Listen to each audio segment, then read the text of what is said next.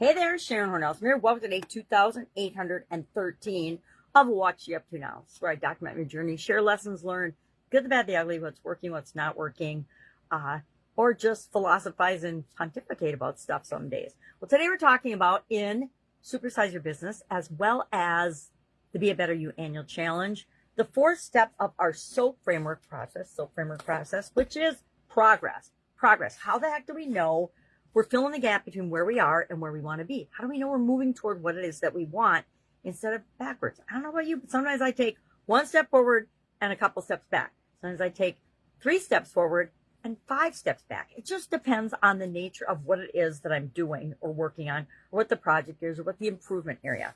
Usually with the SOAP framework, I apply it to things that are a challenge for me, or things that I want to fix or improve, or problems, right? Because it's a great 4-step process for solving any problem in the way that is best for us right now. Now, as we grow and change and become better, the solutions that we have available to us become better. So I shared this graph in Supersize Your Business because this represents how we think things are going to go for us. We think when we set a goal or an objective, it's just going to be a straight line from where we start to where we want it, where we finish. Should I do this backwards and upside down? Sorry, upside down and backwards. A straight line from where we are to supersizing and growing our business, or achieving the thing that we want, or, losing the weight, getting the new car, getting the relationship we want, whatever it is, we think it's going to be this straight line. And these represent different journeys in my life and the way they've actually gone. And it's a funny representation, and it's colorful, which I like colorful. But it's so true. And it's when we let our expectations of things being a straight line deter us or allow us to quit or give up on something that we want or an area that we want to improve, that it becomes bad for us, right? So I like to share this to remind us that we all go through this. Every single one of us on the planet goes through this, and usually multiple times a day, much less multiple times in our life. So today we're talking about, well, how do we measure progress? How do we know we're making progress?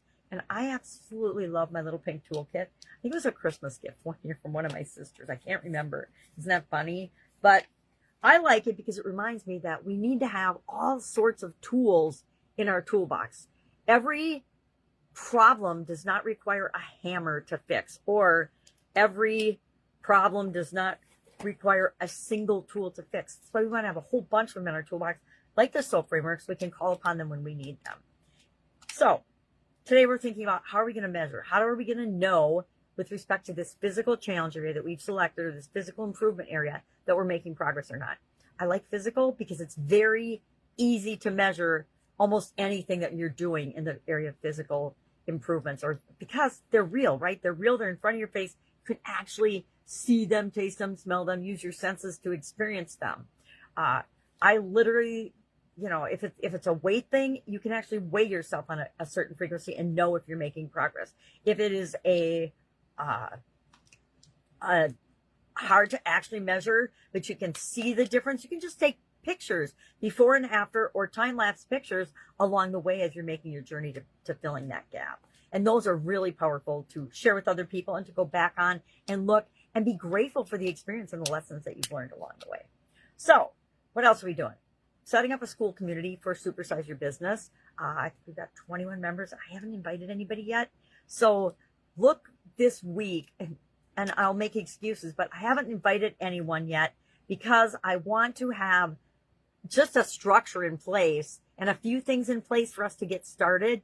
But I want the founding members, who I will be inviting, I'm going to say right now this week, I will be inviting the people I would love to join me as founding members to help figure out what the structure and what kind of things we should offer in that group, to make it an awesome place, a hub. I've always wanted, and I remember as I've been building my businesses over the years, I always wanted a place or a community I could go to, or a hub I could be a part of, that I could just go in there and I could ask a question if I had a question. So I didn't have to struggle and try to figure things out all by myself or go research them. And yeah, the answers are at our fingertips if we have the time and energy to go online and research them.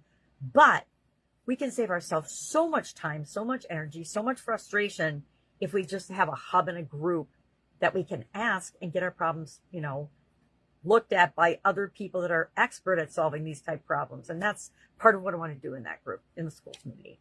So working on that. It's a weekend, pumpkin patch day, retro 70s outfit, right? Orange. So I don't know that I'm going to go. I'm probably not going to. I'm probably going to work on my Skool community so I can invite the incredible people I'd love to have be a part of it. All right. If I can help you in any way, hit me up and ask. That's what I'm here for. Otherwise, go out, make it an amazing day, and I will, of course, see you tomorrow.